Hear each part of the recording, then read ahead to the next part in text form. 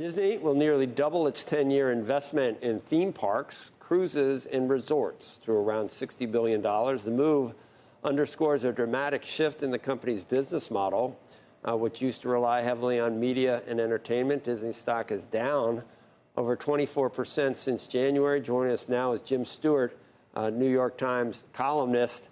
I guess they're going to sell other things, Jim, so the rumors are true. We just don't know to whom or when it happens. Yeah, or at what price. As Iger sort of shocked everyone on this network when he made those comments at Sun Valley, where suddenly he put on the block at the core of the Disney media empire, including their once incredible cash cow ESPN. So the question is, we saw not too long ago that Paramount pulled back and stopped trying to sell the BET network.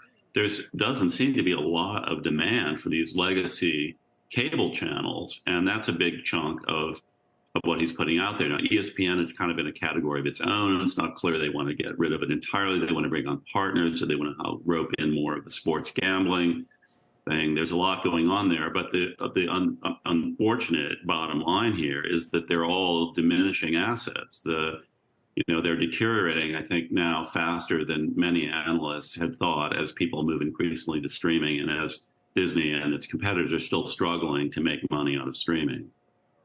That's what occurred to me, Jim. They're not saying we're going to sell these legacy media assets and invest in streaming. They said we're going to sell these and invest in like physical experiences, cruises and theme parks and everything else. So how are we going to digest media entertainment in the future if Disney has no idea what we want or how to go about it? I'm not going to a theme park. I still turn on my TV and look for entertainment, Jim. Well, I have to say, it is kind of a shock that, we're here talking about Disney and theme parks as the subject of their big capital investment and possibly future growth. I mean, nobody has really focused on theme parks for a long time. Now, no one has thought of it as a growth business. It's true. They have profited immensely from the post-COVID bounce back in demand. And I think it's a tribute to the appeal of that brand that, once COVID was over, a lot of families' top priorities were to get their kids to one of the Disney theme parks. And, they also have become much better at exploiting demand and adjusting price, but they push prices up a lot. And certainly the anecdotal evidence recently has been the parks are not full. So now what do they do to make money in theme parks? It's not a complicated business. You have to stoke demand, you have to increase supply, or you raise prices, or some combination of all of those. So they're pushing on those levers, but it's hard to see, where they're going to go. Now, they do have to invest. You got to put the new things in there. They probably should have had a Frozen attraction in there even before now. These things do date. They do need maintenance, and they're talking about expanding. And I think the cruise ship business seems to be doing well. Maybe there is some growth potential there. But theme parks are not going to be some kind of, perpetual double-digit growth strategy. So then the question is, what about streaming? And, it's not looking that good there. Well, nothing's looking good. And if Becky Quick had 10 things for a growth future, cruises would be like dead last. Wouldn't it, Becky? I mean, she thinks that, not everyone. There's norovirus on every surface of every, and they And by the way, Joe agrees with me. I do. It's the same water. They don't, they're out there. They don't have, there's nothing going in. It's what's already there, and there's 4,000 people already there. Huh? Parks I get, cruises not so much. Well, parks I don't get because you need to feed the beast with the new Simpsons ride or with the new, so they're not going to get rid of the studios. No, they're not going to get rid of the studios, but they're not going to have, you can't use any of the old Disney content because it's all canceled. So you can't use that. They're not going to make it. Universal Studios. I'm plugging Universal. They're going to continue to make some new content, but if Disney's not going to make, okay, so they're going to continue to feed the beast with new content with seven magical creatures replacing sleepy and drowsy or whatever.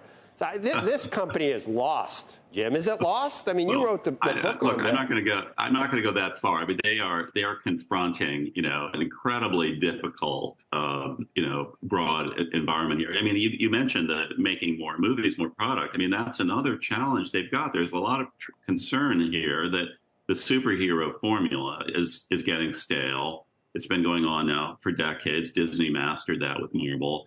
But the recent ones haven't done all that well. So the movie division, which was never a huge growth factory, but did extremely well, is now also looking troubled. It's like there's nothing on their spectrum that isn't having. Why it's 80. That's why it's $80 down from 200.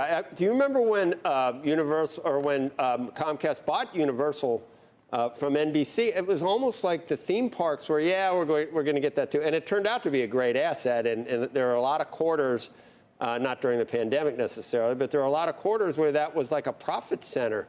But it wasn't the rationale for buying it in the first place. And it's just so weird that that's where Disney's going to place all of its bets on the future. Yeah, well, it's like Disney didn't buy ABC to get ESPN either. That was just kind of an afterthought, and ESPN became their great growth driver for many, many years.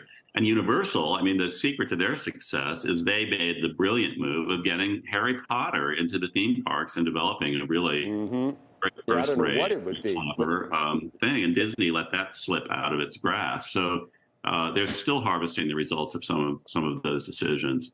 I mean, look, theme parks is a solid business, and Disney. It's good they've got the cash flow, given the situation in streaming. And I think, though, in both areas, you're seeing they're struggling to figure out what's the right pricing strategy, and that's what they're wrestling with in streaming now. The growth is clearly topping off there. How high can they push those numbers? But the fall off in the subscribers to Disney streaming suggests that they're kind of hitting a ceiling there too.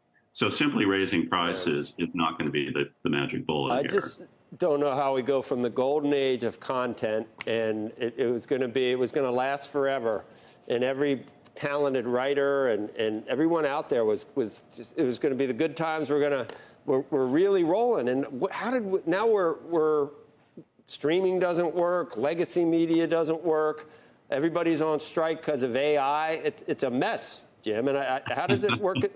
Isn't it? You need to write a book.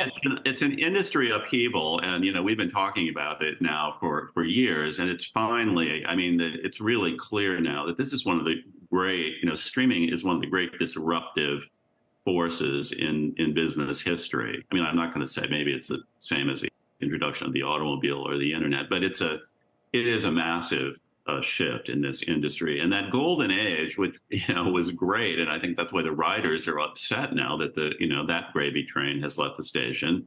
But it's basic economics and business.